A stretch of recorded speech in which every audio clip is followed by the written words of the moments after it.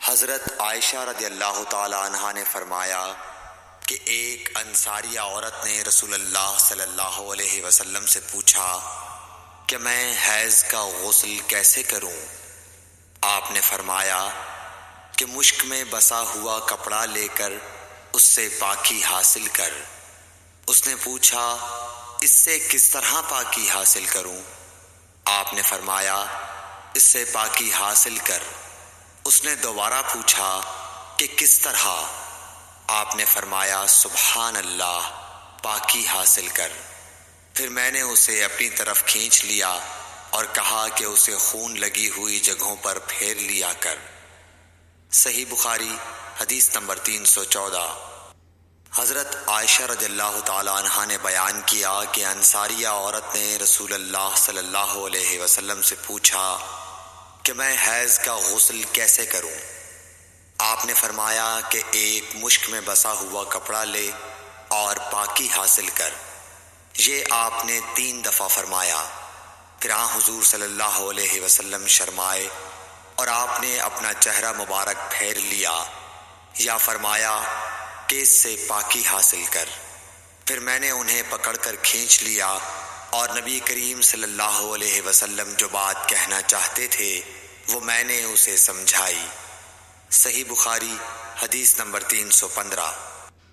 حضرت عائشہ رضی اللہ تعالی عنہا نے بتلایا کہ میں نے نبی کریم صلی اللہ علیہ وسلم کے ساتھ حجۃ الوداع کیا۔ میں تمتع کرنے والوں میں تھی اور ہدی یعنی قربانی کا جانور اپنے ساتھ نہیں لے گئی تھی۔ حضرت عائشہ رضی اللہ تعالی عنہا نے اپنے متعلق بتایا کہ پھر وہ حائضہ ہو گئیں اور عرفہ کی رات آ گئی اور ابھی تک وہ پاک نہیں ہوئی تھیں، اس لیے انہوں نے رسول اللہ صلی اللہ علیہ وسلم سے کہا کہ حضور آج عرفہ کی رات ہے اور میں عمرے کی نیت کر چکی تھی۔ رسول اللہ صلی اللہ علیہ وسلم نے فرمایا کہ اپنے سر کو کھول ڈال اور کنگھا کر اور عمرے کو چھوڑ دے۔ میں نے ایسا ہی کیا۔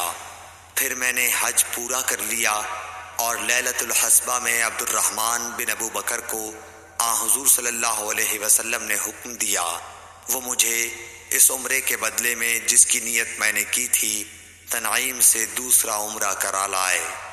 صحیح بخاری حدیث نمبر 316۔ حضرت عائشہ رضی اللہ تعالی عنہا نے فرمایا ہم ذی الحجہ کا چاند دیکھتے ہی نکلے۔ رسول کریم صلی اللہ علیہ وسلم نے فرمایا کہ جس کا دل چاہے تو اسے عمرے کا احرام باندھ لینا چاہیے، کیونکہ اگر میں ہدی ساتھ نہ لاتا تو میں بھی عمرے کا احرام باندھتا۔ اس پر بعض صحابہ نے عمرے کا احرام باندھا اور بعض نے حج کا۔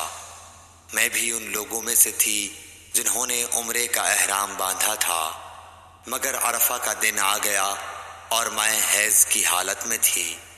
میں نے نبی کریم صلی اللہ علیہ وسلم سے اس کے متعلق شکایت کی تو آپ نے فرمایا کہ عمرہ چھوڑ اور اپنا سر کھول اور کنگھا کر اور حج کا احرام باندھ لے۔ میں نے ایسا ہی کیا، یہاں تک کہ جب حصبہ کی رات آئی تو رسول اللہ صلی اللہ علیہ وسلم نے میرے ساتھ میرے بھائی عبد الرحمن بن ابی بکر کو بھیجا۔ میں تنعیم گئی اور وہاں سے اپنے عمرے کے بدلے دوسرے عمرے کا احرام باندھا۔ حشام نے کہا کہ ان میں سے کسی بات کی وجہ سے بھی نہ ہدی واجب ہوئی اور نہ روزہ اور نہ صدقہ۔ تنعیم حد حرم سے قریب 3 میل دور ایک مقام کا نام ہے۔ صحیح بخاری حدیث نمبر 317۔ حضرت انس بن مالک رضی اللہ تعالیٰ عنہ سے روایت ہے نبی کریم صلی اللہ علیہ وسلم نے فرمایا کہ رحم مادر میں اللہ تعالیٰ نے ایک فرشتہ مقرر کیا ہے، وہ کہتا ہے اے رب اب یہ نطفہ ہے، اے رب اب یہ علقہ ہو گیا ہے، اے رب اب یہ مضغہ ہو گیا ہے۔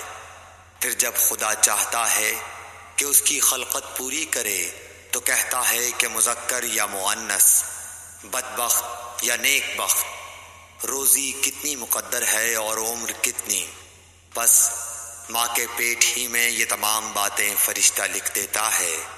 صحیح بخاری حدیث نمبر 318۔